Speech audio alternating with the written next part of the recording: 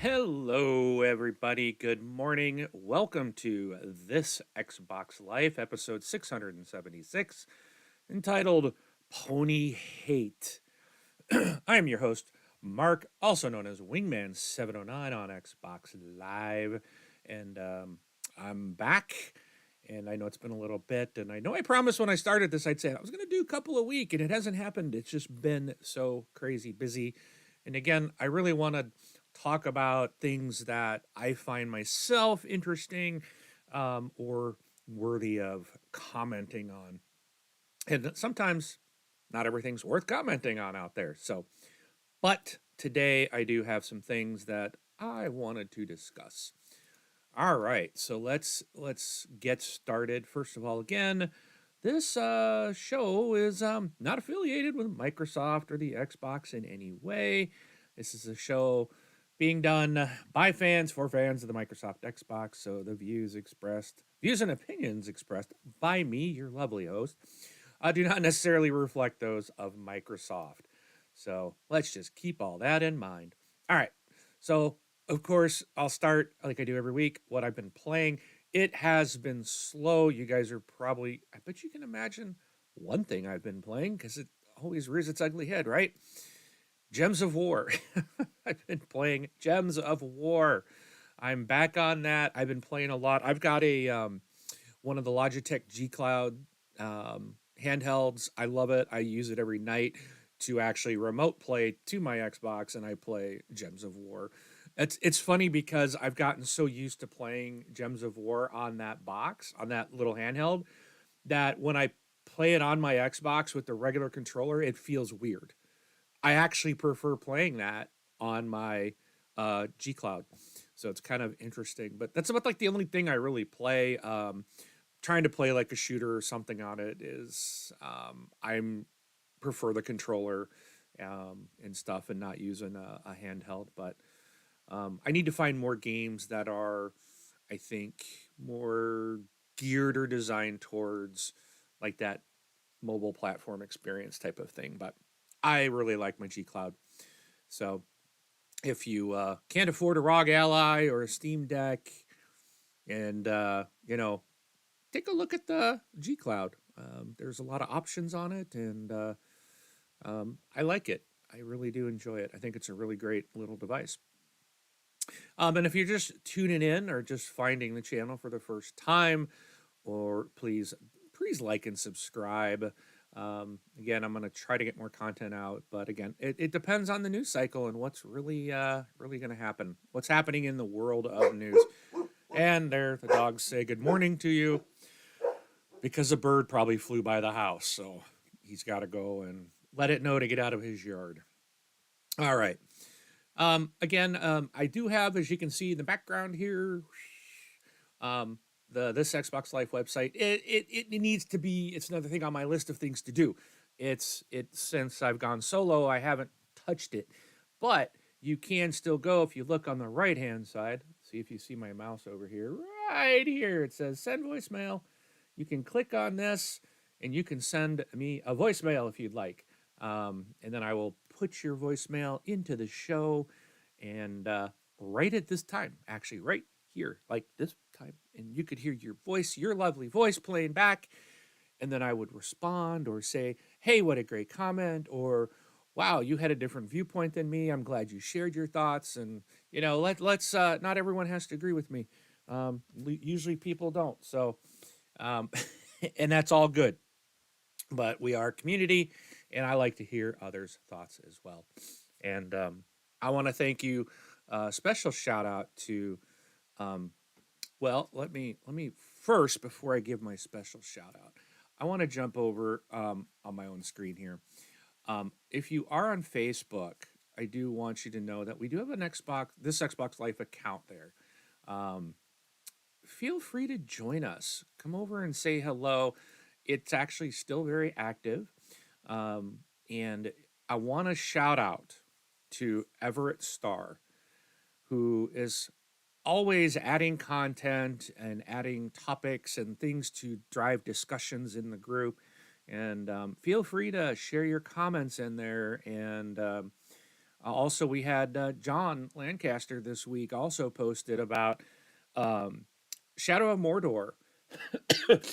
Excuse me. That he just finished this game and it recommends it. And I had a conversation with him about how I tried this game like when it first came out, and I remember not really liking it. It I don't know, it just didn't gel with me, and I apologize for wiping my nose on camera, but life happens. And I have not like I never really got through this game, and I know it was so popular, and I was like I felt like the one person that like, didn't like the game, so. And it's like I said, I only played Gems of War. I'm like in a gaming drought again. I feel like there's nothing that really interests me. I did actually play. I take that back. I did play some Sniper Elite 5 recently. In fact, since the last time I recorded, I had played some Sniper Elite 5. Did they had some new DLC that I played, which I really enjoyed. I really like Sniper Elite 5, and I did spend some time playing that again. So, but anyways, John was talking about Shadow of Mordor and how he really liked this game. Um, and I'm like, you know what? Maybe this is a good time to go back and try something like that. Because sometimes maybe it's the time, maybe it's our age, maybe just things going on, or you've got another game at the time that's more interesting. And so I'm like, all right, maybe I'll go back. So I think I'm going to try to do that this weekend, maybe reinstall this game because it was one that I bought and then like never played. So maybe all these years later, I can go back and get my money's worth on the game. So that's on my list to see if I can get that. So thank you to John. Again, just go out to facebook.com/groups/the Xbox Life. Join the discussion. I do need to update the little, if you're new to the group, I do need to update the questions, but because the questions are related to when we had the three of us, but just put something in there. If you don't put anything in there, you don't get in because it's kind of a way to try to keep the spammers out. So please answer something in there, and then I know. You can even say, "Hey," you can even answer the question completely wrong and just say, "Hey, Mark, I'm watching your solo show and I'm here, whatever." Just something like that, so I know you're not just a bot. Okay, you can be an X bot. We're all bots, right? Because we love the platform, but we don't want those other bots, the bad bots. All right. So again, thanks to the community out there for keeping the Facebook group going and providing interesting topics of discussion. All right. So I'm going to move into some things I want to talk about this week. So as you can see here, Microsoft has unveiled a new custom Armored Core 6 Xbox Series X console. This thing looks really nice. I don't know why there's an ammo can behind it. Does the ammo can come with it? That'd be pretty cool. But the controller looks really nice. The Series X looks nice. Where's the Starfield console? Like, what is Microsoft doing? How did they miss this? They put out like custom controllers. They put out a watch. They've done all these like different custom things for Starfield. Their biggest launch title, or I'm sorry, not launch, their biggest title to launch since they've like acquired I think everybody, right? This is huge. Starfield is huge. And they didn't do a custom Xbox. I think they missed the boat. And I don't understand how Armored Core gets its own custom console when Starfield doesn't. It just makes no sense to me. But anyways, if you are a big Armored Core, and this isn't something against Armored Core. I've never played Armored Core, but obviously it's a very popular series. But how Microsoft decided not to do a custom Starfield console is like blows my mind. And I'm not alone there. I've heard lots of people say the very same thing. So Microsoft released a Starfield console. All right. But so this Armored Core one looks really good. And I think it's cool. I like it. I wish they do more stuff like this. Like it can't be that hard to do these. It's just you paint the outside of the plastic box, right? you put new sides on it. That's it. Can't be hard to do. So keep it up. I like it. and hopefully we will see some more, especially a Starfield. All right. So the next big news was that the 360 store is going to be closing in um, July 29th of 2024. Microsoft will stop supporting the ability to purchase new games, DLC, and other entertainment content from the Xbox 360 store on the console and on the Xbox 360 marketplace, which is marketplace.xbox.com. Now, this the real, I think, the negative impact of this is if someone is still using an Xbox 360, then like the movies and TV apps no longer going to function. So that means TV and movie content will no longer be available on your 360 after July 29, 2024. However, the good thing is you can still buy like an Xbox One, you can buy an Xbox Series S, especially by next July. They will probably be even cheaper than they are now, hopefully. But you can upgrade to that Series S, get a much faster experience. It's weird if you go back and boot up an Xbox 360 today. It's just like, hello, is this thing on? It just takes so long for those, on a Series S and X. It's just like boom, your dashboard just boom, it's up, right? And it's not that way on our old consoles, so it's so weird to go back and wait for that boot time. But so if you are relying on a 360 to watch movies and TV, Microsoft Movies and TVs app, you will need to get a newer console to do that after July 29th of 2024. This change will not affect the ability to play Xbox 360 games or DLC that you have already purchased. So if you have content that you've already bought, you can play it on your 360 console, but also on all the Xbox Ones and Series devices via backwards compatibility. You may still be able to play the games you purchased on the 360. If you've purchased the game digitally or have a physical copy, you can still jump in and play on that 360. Also, if you've deleted a game that you have purchased digitally, but you want to play it again, you can still re-download it. So it's not like the content's going away and they're taking it from you. If you already own it, you're going to be able to re-download it. You're going to be able to play it. So really the only negative impact is if you're a 360 gamer, is if you that the movies and TV app is no longer going to work. So you would have to find another way to use that application to stream the content that you have purchased. And again, I would just recommend if you're trying to go cheap, excuse me, get a Series S. And it's a great little box. It really is. And I think will satisfy your needs. Plus, they're just released the ones now with a terabyte hard drive in them. So if you are buying a Series S, I would recommend getting the one with a terabyte hard drive in it. So, all right. So I think, again, what I like about this is they're giving us a heads up. They didn't just shut it down like a lot of people will do. They're giving us, almost a year, because today's August. It's 2 weeks into August. So they're giving us a year notice. This was really, I think, admirable of Microsoft to do that. So kudos to them. All right. Next item is the Xbox Enforcement Strike System. So I'm going to be like looking over to this screen instead of forward at you guys for a few minutes, because this one is something I want to read this article to you. And this is directly from news.xbox.com. So it's, excuse me, better take a little bit of a drink here. Using my Gen Con 2023 cup.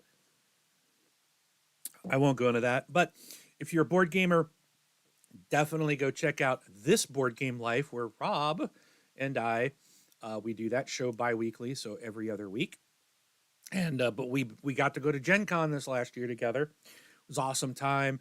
So our last episode, we did talk about our experience and talked all about Gen Con. And then the episode before that, it was before Gen Con. So we talked about, our hopes and, the build up to it. So it's pretty fun.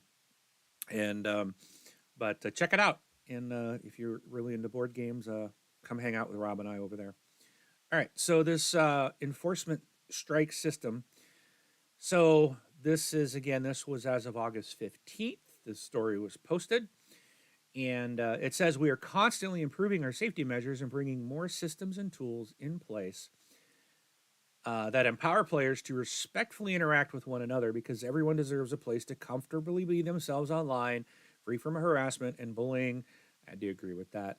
I don't get bullied or harassed online yet, but it happens. And I feel like the gaming community is so toxic. And it's like, why do we have to be this way? We're better than this, people. Let's not be so toxic. But one of the most common questions that we get from players through feedback, posts, and appeals is how repeated enforcements impact their gameplay, how they escalate, what they escalate to, and how they know when their account is back in good standing. To help address this, we are introducing a new enforcement strike system. The new system attaches strikes to every enforcement, ranging in severity based on inappropriate activity. Each player will now have a view of their enforcement history, including strikes and the overall impact these have on their player record. This revised system gives players a better understanding of enforcement severity and the cumulative effect of multiple enforcements. Enforcement transparency is about giving players clarity into how their behavior impacts their experience. Our content moderation efforts are not changing as a result of the new enforcement strike system. As always, when a player believes they have witnessed a violation of Xbox's community standards, we encourage them to report. All reports are evaluated. There are no automated enforcement actions based solely on the fact that a report was made. No volume of inaccurate reports results in an enforcement. Only reports that have been reviewed by the Xbox safety team and determined to be accurate results in an enforcement. So that's nice. You couldn't have like, I'll go into it in a little bit, but you can't have a bunch of I won't. Okay, I won't go there. But you can't get like some people to like gang up on someone and say, if someone, so say someone's really good at Call of Duty, right? And then it's like, oh, you're cheating, and so they get their clan to like, let's rate this guy or claim that he was cheating or something, and it does happen because people, a lot of gamers are sore losers. Not all gamers, but there's some out there that just can't handle the fact that someone's better than them. Um, so they like to gang up and try to do that. So Xbox is saying, yeah, that's not going to work. So with the new system, enforcements will also include strikes based on the severity of their actions. The system is similar to demerit strikes used in driver's license systems in many countries. For example, a player that has received 2 strikes will be suspended from the platform for 1 day, whereas a player that receives 4 strikes will be suspended for 7 days. Players have a total of 8 strikes, and once reached, we will be suspended from Xbox's social features like messaging, parties, and party chat, multiplayer, and others for 1 year from the enforcement date. All strikes received stay on a player's record for 6 months. Today, players will all begin with a blank slate or 0 strikes. Any previous enforcements, such as suspensions, must still be completed. New enforcements as of today will result in strikes. With these changes, Xbox is evolving enforcement to focus on protecting players. This is why even suspended accounts remain functional for single-player experiences, and players do not lose access to purchased content. However, for the most serious violations, including illegal activity, Xbox retains the ability to permanently suspend all functionality of an account, including access to purchases. So they got like a little chart here, the enforcement stacking user journey. Too bad this one I can't. You know what? Let me zoom this in. Oh, it got smaller at one. Okay, we'll leave it at 110. So an example of strikes added for each type of action. So you get 1 for profanity, 1 for cheating, 2 for sexually inappropriate, 2 for harassment or bullying, 3 for hate speech. And then they show you the enforcements over here. The suspension length for 1 strike is 1 and 2 is a day. 3 strikes is 3 days, 4 strikes, 7 days, 5 strikes, 14 days, 6 strikes, 21 days, 7 strikes, 60 days, and then 8 strikes is 365 days. So just be nice, people, and then you won't get strikes. In 2022, fewer than 1% of all players received a temporary suspension, and only a third of those received a second. That's good. Maybe people are learning. Our data shows us that players typically stop inappropriate behavior after one enforcement, quickly learning what it is and is not acceptable based on the community standards and how to better engage on our platform. The strike system is designed to further empower players to engage positively and appropriately on Xbox and with the community. We'll share data and updates on our biannual transparency report. Below is a visual of what players will see in their enforcement history. So this is kind of, if you go out to check yours, you can see, oh, you got 1 of 8. And to avoid consequences, please review. There's a link to the standards for mission, and then links to the enforcement strike FAQ. 1 day suspension for profanity. So you got, this person got a strike against profanity. They're eligible for an appeal. This enforcement started on 8/15, ends on 8/16, and this expires on February 15th. So this strike will disappear off of your account 6 months later. So even though you're going to be banned from playing or doing social stuff for 1 day, you get a 1 day suspension. The strike stays there for 6 months. So if you get a month later, you get another one, then it's like 2 strikes. So within that 6 month time frame, if you had 3 different strikes, then they're going to give you, on that 3rd strike, you're going to get that, 3 days. So even though it was 1 in, maybe, say you did 1 in August, you did 1 in September, and then you did 1 in January, right? Well, January is your 3rd strike because that first one is still there. And then you'd be suspended for 3 days on that 3rd strike. But now if you did, say in March, you had your quote 3rd one, it would really only be 2nd because your first one would drop off. So if it sounds like, if you're stressing out over this and worried about this and what, well, then you got a problem. So if you're upset about this whole thing, then you probably are a person getting strikes. If you're like, oh, cool, I'm happy to see this, then you're probably like me, and it's like, good, because we like to have a good gaming community out there. So, but share your thoughts, feel free to send me an email at mark@thisxboxlife.com, or feel free to send a voicemail as well and share your thoughts. I think the voicemail is like a 60-second limit too, by the way. If you want to send something longer, you can always just record an audio, like an MP3 recording on your computer, and then just email it to me as well, and I can play that as well. All right. So that's it for my topics this week, but I got one more thing that I need to talk about. Today on this Xbox Live, get ready for some major strife. Yeah, Wingman's got 709 wins. Today is just the start. Get ready for this rant. Oh, and music I know you guys have been waiting for. I know people love my rants, and oh boy, this one could be good. I'm going to try to not rant and go crazy today, because I don't want to be like the ponies who are like freaking out and losing their minds. And this isn't going to be, this shows This Xbox Life, and we have always, sometimes we'll poke a little fun at Sony, or, kind of deservedly so, I think, in a lot of cases. But this is a positive place. So the way I'm going to rant is that there's like so much hate out there for Starfield. And, the ponies. And when I say ponies, this is like the die-hard fanboy of the PS5 plastic box. They have like their life revolves around that plastic box. And everything needs to be on the plastic box or else it sucks.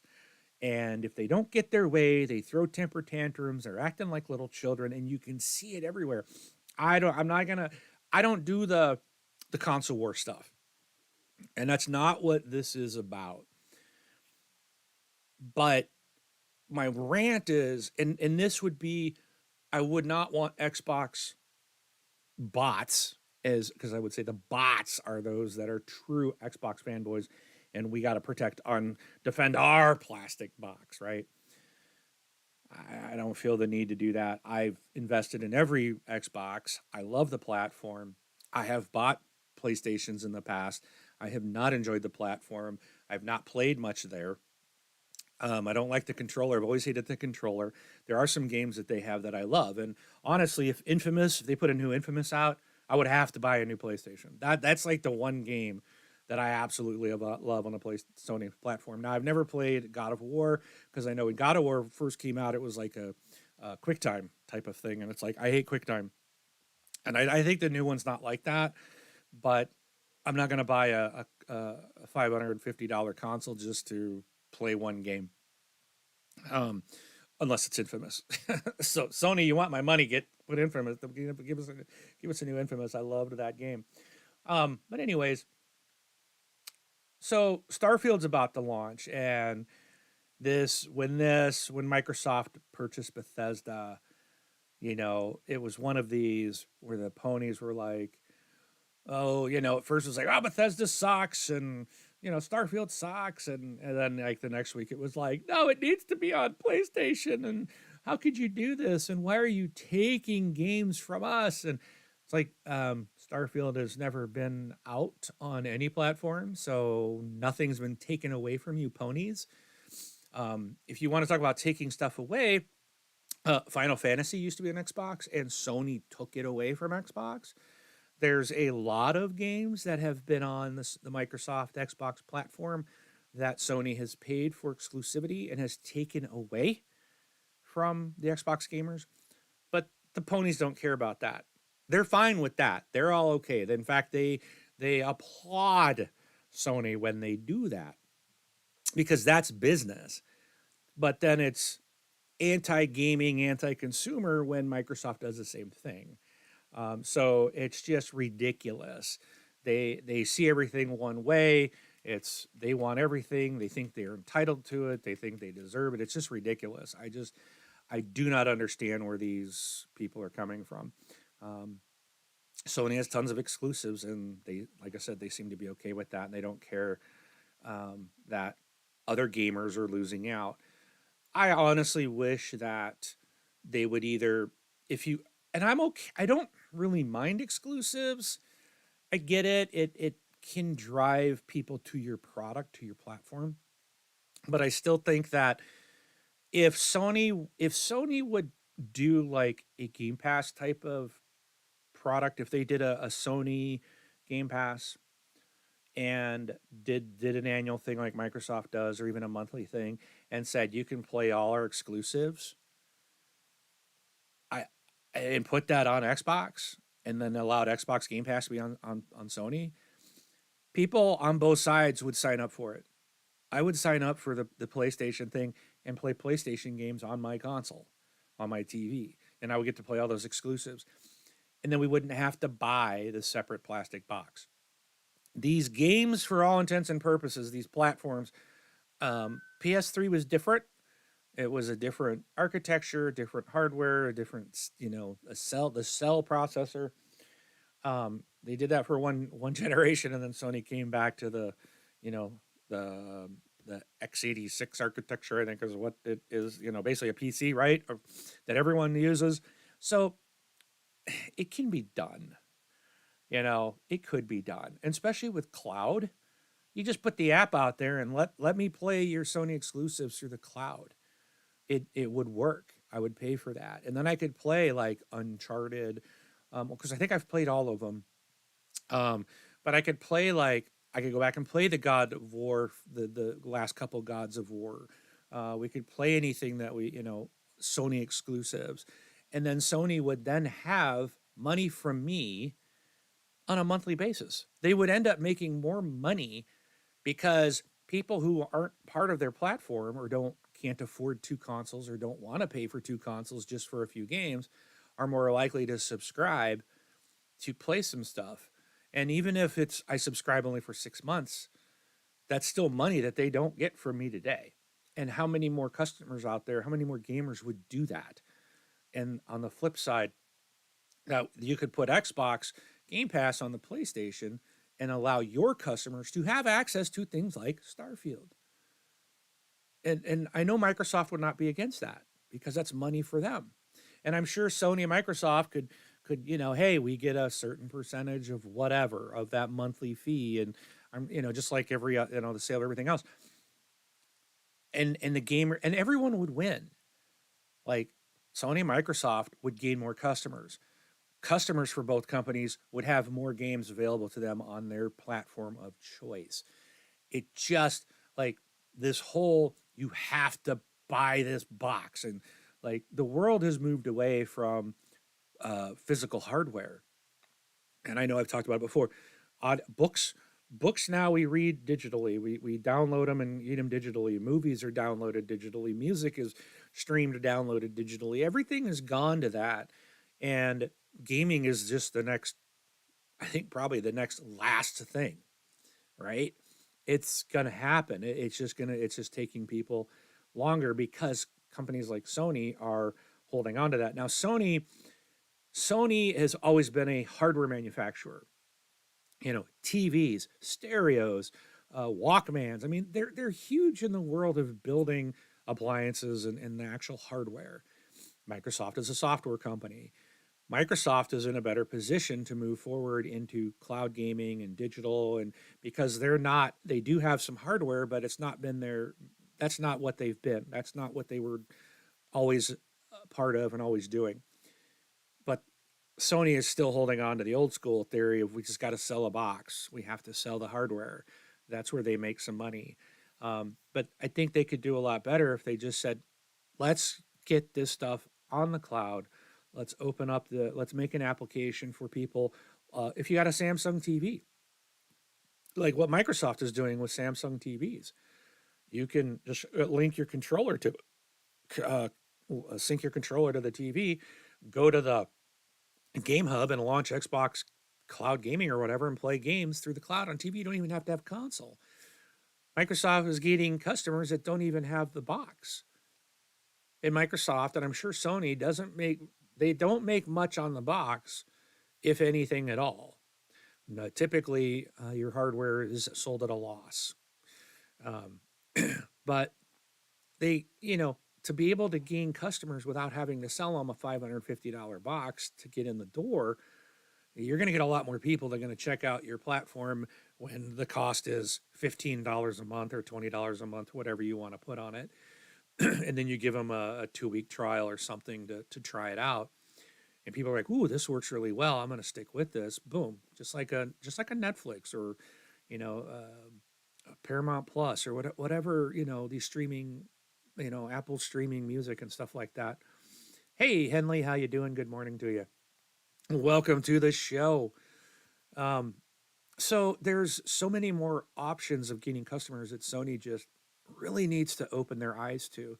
And I think that the ponies need to put their hate aside and realize this could benefit them if they would, push on Sony themselves to say, hey, we want a Game Pass. We want something like that. We want day and date.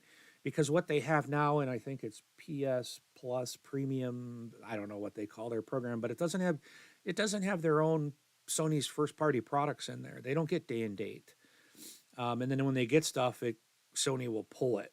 I think Spider-Man was in there, and then they're pulling it before the new one comes out because it's like, well, we figure we can sell the old one for people who don't have it before they believe the new one. No, just put it in the service and keep people in your service like Microsoft has done. And then if Sony and Microsoft need to, again, come together and say, let's launch our services on each other's platforms to expand each of our customers' user base. Because then you can go into the platform you want and have the games across all platforms. Gamers just need to reunite and come back together and just stop with the hate. I really don't understand what is wrong with the PlayStation fanboys, the ponies. Like I said, I think sometimes they need to open a window and maybe get out and see some of the sun out there. It's right out, like my window's open and the sun's out. It's a beautiful day. I'm gonna go out there later, but relax, people. So anyways, now their big thing is, I guess they want to ruin Starfield because they don't have it. They can't have it. But you can't have it because they're like, oh, it's an Xbox exclusive. Well, it's like Brun used to say, Microsoft has the most inclusive exclusives, I think is what he said, or the least restrictive exclusives, because it's not exclusive to the Xbox. It's exclusive to the Xbox, to the PC, to Samsung TVs, to Apple and Android phones. It's to tablets. It's to everything except, oh, you can play it on the ROG Ally. You can play it on the Steam Deck. It's inclusive of everything except Sony and Nintendo hardware. That's it. It's where Game Pass exists. So,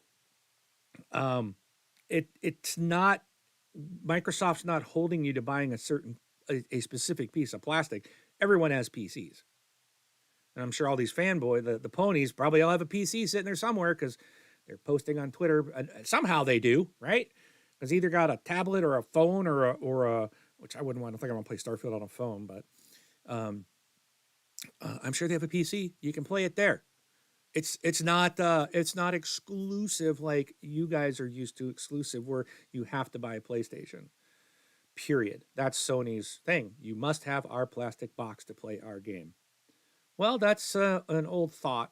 It's the way it gone the way of the dodo, right? You need to get with the times.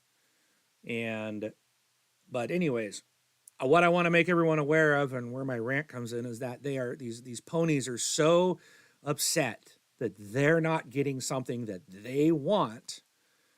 They are going out of their way to try to spoil the Starfield story. Somehow, I guess the story has been leaked, and people are going out and posting.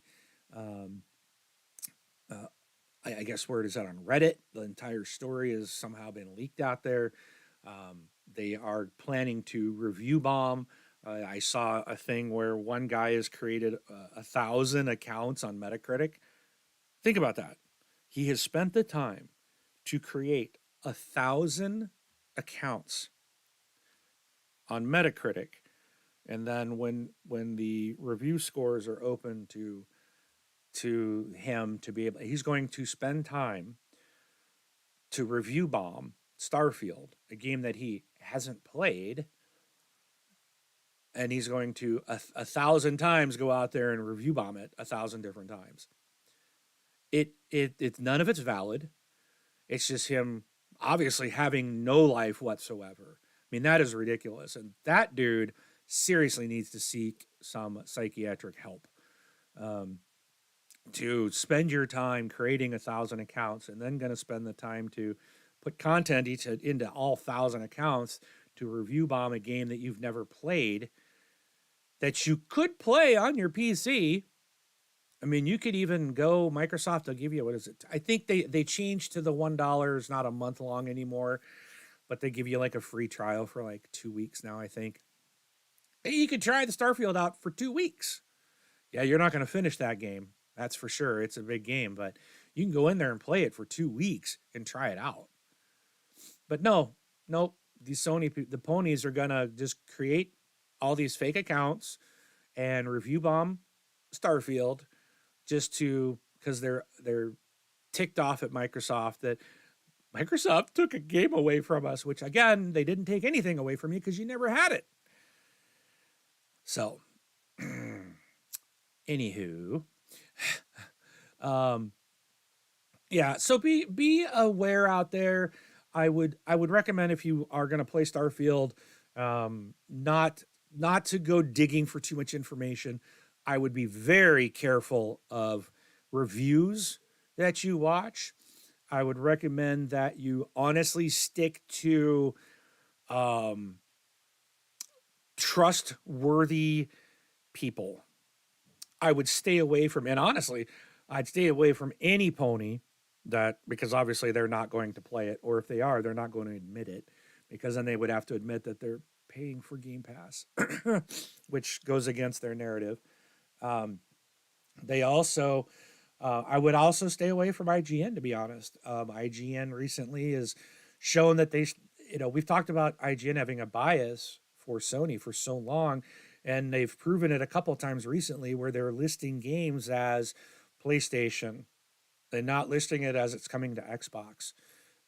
They've done this a couple of different games recently, where they don't list them as coming to Xbox, even though it's been announced. Xbox. One of the games, Liza P, was um, announced by Xbox and is coming to Game Pass day and date, and has been known for a long time that this is a huge Xbox thing. And they were like, it's coming to Sony. They're acting like it's an exclusive, which it is not. And at the top of my head, there was another one this past week that they did it again, and I can't even recall what it was that they listed. They left Xbox off, and they're like, supposedly they corrected it, but again, it's not the first time. They've done it multiple times. There's obviously a huge Sony bias there.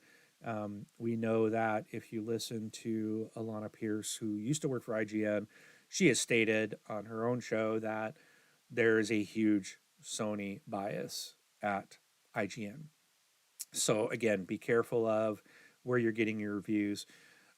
If I would recommend you go to people that you trust, that their reviews have aligned with what your thoughts are in the past, that you know that they're kind of lined up with you, and anybody that didn't get a review copy and is posting a review on day one, I'd be very leery of it, because there's some people out that have copies that are now playing the game, the gold release, the final retail release, and people like Colt Eastwood have a copy. He did mention he was honored to get one. So, and I know that Randall Thor has got one. I believe Jez Corden got one. So there are people out there that are Xbox community, but that you can probably trust, that are not going to, kind of like people like here at this Xbox Live. We're not a fanboy podcast or a show. We have been criticized in the past, like, why are you picking on Xbox? You're supposed to be promoting them. No, I love the platform. Absolutely love this platform. I have dumped a lot of money into the Xbox platform. But when something's not right, I have the right to complain about it, and I'm going to complain about it. And if we don't complain about it, things don't get fixed. And that's the voice of Xbox customers has moved the needle in a huge way.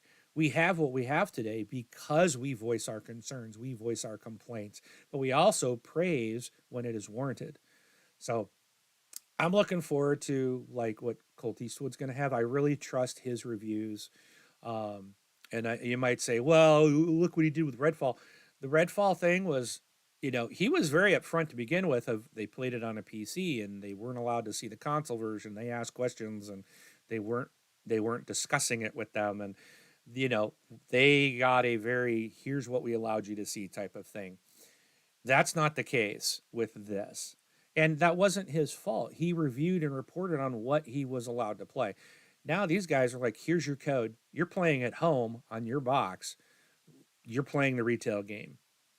They're not being spoon fed a specific level or something that the dev wants them to see. Like, here's the game, have at it, enjoy it 2 weeks prior to launch, and feel free to report on it when the review embargo is ready. Um, so I would look for those to come out. I know people like Jez Corden, uh, his will be late because he likes to finish a game, and I don't know um, how he's gonna finish something like Starfield because these are huge games. But he wants to put his point is I'm gonna play the game and play the whole thing before I review it because sometimes things change. In fact, Baldur's Gate 3 has gotten a lot of great reviews, and he was reporting on their show just the other day. I think it was yesterday. I was listening to it that now that he's like in Act 3, he's finding a lot of bugs, and all the reviews are like, "Oh, this game's bug free. It's so great. It's perfect." Well, he said when you get into Act 2, some things are starting to break, and he's like, when you get into Act 3, it was really starting to get pretty buggy. Quite a few things that changes what his review would be from if he had just played Act 1. So a lot of people too, they just play an hour or two and they're like, "Oh, this is what we make our review based on that," but they're not playing the whole game. So again, be leery of who you're watching, what you're listening to, and what their motive is. If it's a pony, they are gonna hate, and never have played it. So just keep that in mind. And if you like, I always like to say myself, especially since it's on Game Pass. If you're a Game Pass subscriber, don't even have to worry about a review. Just play the game. You're not paying anything extra for it. It's part of your subscription. I am not a Bethesda person. I've never really. I think an Elder Scrolls game I played for a little bit, and I really didn't care for it. I've never played Oblivion. I've never played Morrowind. Um, I've tried Fallout. I never liked Fallout. I hated the whole VATS thing, and people loved it, and I'm just like, I don't. It's just nothing from them has hit with me. This game, yeah, I am interested. This one looks like it's actually going to be something that I could enjoy. However, I kind of expect myself. I don't have high expectations. I'm going into it like I hope I like it, but I don't expect that it's going to be something I'm going to be like. I probably will play a little bit and go, yeah, it's not for me, because their games just never have been for me. Um, because I'm not one that likes a ton of story or sitting around building ships or building my character and doing reading and listening to tons and tons of story. It's just their combat sections that looked fun. That's what I want to do. I just want to go out and go. I do some games I do enjoy exploring, gathering resources. It depends on how fun it is, but I really like gunplay and action and shooting, and I prefer more of that than I do story. So I even if I did a review, which I won't, it's just not. I again, it may not be for me. I may love it, and if I love it, I'll definitely tell you. And I'll probably share some thoughts on here. But again, I'm not expecting to love the game. I'm hoping that I will enjoy it enough that it will be fun to play, kind of like Mass Effect. I love Mass Effect, and that was the first game. It was like story, kind of like I really got into it, and the characters and their backstories. I was like, I think the one and only series that I ever was like, I wanted to know what was going on. I'm hoping that Starfield will do that for me as well. That it will, I will want to know more about the characters, or that the story will just trigger with me that it'll be something I really like. I'm really hoping to just really enjoy this game. It looks like it has that potential. So, anyways, check it out. It doesn't cost you anything if you're a Game Pass member. Just play it. If you're not a Game Pass subscriber, you can get like a 2 week trial for I think $1. I think they're down to 14 days is what they're doing now. But still, if you just dedicate 2 weeks to playing some Starfield, you're going to get an idea whether you like it or not. And there you go. And then on top of it, you get all the other stuff that's part of it. So, anyways, that ends my rant. Again, it wasn't really a big rant, more of a why can't we all just get along? But I just didn't want to like freak out and scream and holler and carry on like the ponies are doing. There's enough of that out there. So, but I love all you guys. Appreciate you joining, watching me. Henley, thanks for hopping on and saying hi. Good. Hope you have a great Saturday. I'm gonna get out of here and go do some stuff. Maybe go play some board games. Oh, and you see my background's kind of boring. It's like just so I've been thinking today because on this side of my monitor, yay! I just popped my filter off of my microphone. On the other side, I've got all my board games on my shelves, and I'm thinking about rotating my desk to face the other way. So I got a nicer background. I hate this sink and cabinets behind me. So maybe next time you might get a nicer view of what's behind me. So, all right. Again, please like and subscribe and comment in the threads and the YouTube page, and send me some email, mark@thisxboxlife.com. Share some comments, ask questions.